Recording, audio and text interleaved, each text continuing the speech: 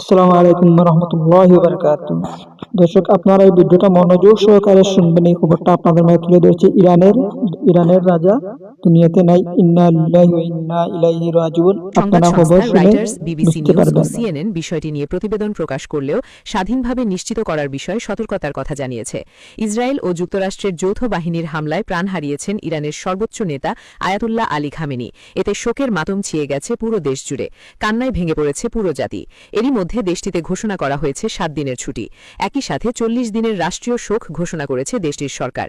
Israel ও যুক্তরাষ্ট্রের যৌথ হামলায় ইরানের সর্বোচ্চ নেতা আয়াতুল্লাহ আলী খামেনির মৃত্যুর তথ্য নিশ্চিত করেছে দেশটির তাসনিম ও ফার্স নিউজ এজেন্সি। ইরানি সংবাদ সংস্থা ফার্স নিউজ জানিয়েছে, সর্বোচ্চ নেতা আয়াতুল্লাহ আলী খামেনিকে শনিবার ভোরের দিকে তার অফিসে নিজ দায়িত্ব পালন করার সময় হত্যা করা হয়েছে।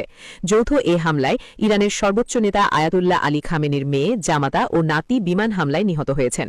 রোববার ইরানি সংবাদ মাধ্যম ফার্স সংবাদ সংস্থার বরাতে আল জাজিরা এ তথ্য জানায়। এদিকে ইসরায়েলের প্রধানমন্ত্রী বেনিয়ামিন নেতানিয়াহুর পর এবার যুক্তরাষ্ট্রের প্রেসিডেন্ট ডোনাল্ড ট্রাম্পও খামেনির নিহত হওয়ার দাবি করেন। বাংলাদেশ সময় রোববার মধ্যরাতে নিজের সামাজিক যোগাযোগ মাধ্যম ট্রুথ সোশ্যালে একটি পোস্ট করেছেন মার্কিন প্রেসিডেন্ট। এর আগে শনিবার খামেনির প্রাসাদ লক্ষ্য করে হামলা চালায় যুক্তরাষ্ট্র ও ইসরায়েল। এতে তার প্রাসাদ পুরোপুরি ধ্বংস হয়ে যায়। সর্বোচ্চ নেতা আয়াতুল্লাহ আলী খামেনির মৃত্যুর শোকে স্তব্ধ পুরো ইরান। এখনও ইসরায়েল ও যুক্তরাষ্ট্রের ছোড়া গোলা বারুদে বিপর্যস্ত ইরানের বেশ কিছু এলাকা।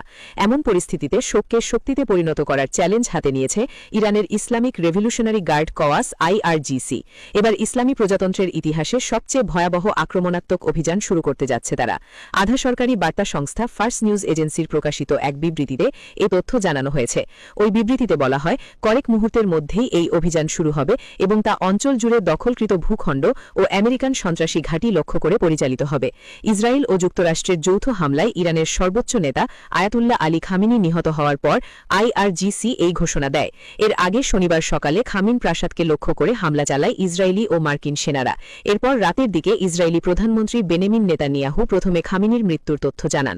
পরে মার্কিন প্রেসিডেন্ট ডোনাল্ড ট্রাম্প ও খামেনির নিহত হওয়ার খবর নিশ্চিত করেন। কিন্তু ইরানের পক্ষ থেকে বিষয়টি প্রথমে স্বীকার করা হয়নি। অবশেষে সকালে দেশটি জানিয়েছে তাদের প্রধান ধর্মীয় নেতা নিহত হয়েছেন। খামেনির মৃত্যুতে ইরানের 40 দিনের শোক ঘোষণা করা হয়েছে। ইরানিরা তাদের ছেড়ে দেবে না বলে কড়া হুঁশিয়ারি দিয়েছেন ইরানের ইসলামিক রেভলিউশনারি গার্ড কর্পস। ইরানের সর্বোচ্চ ধর্মীয় নেতা আয়াতুল্লাহ আলী খামেনির মৃত্যুর খবরে স্তব্ধ গোটা মুসলিম বিশ্ব। পাল্টে গেছে সমীকরণ। IRGC দেশটির সর্বোচ্চ ধর্মীয় নেতা আয়াতুল্লাহ আলী খামেনির নিহতের ঘটনায় গভীর শোক প্রকাশ করে খামেনির মৃত্যুর প্রতিশোধ নেওয়ার অঙ্গীকারও করেছে। ইসরায়েল ও যুক্তরাষ্ট্রের যৌথ হামলায় ইরানের সর্বোচ্চ ধর্মীয় নেতা আয়াতুল্লাহ আলী খামেনি নিহত হন। দেশটির তাসনিম ও ফার্স নিউজ এজেন্সি এ তথ্য নিশ্চিত করেছে।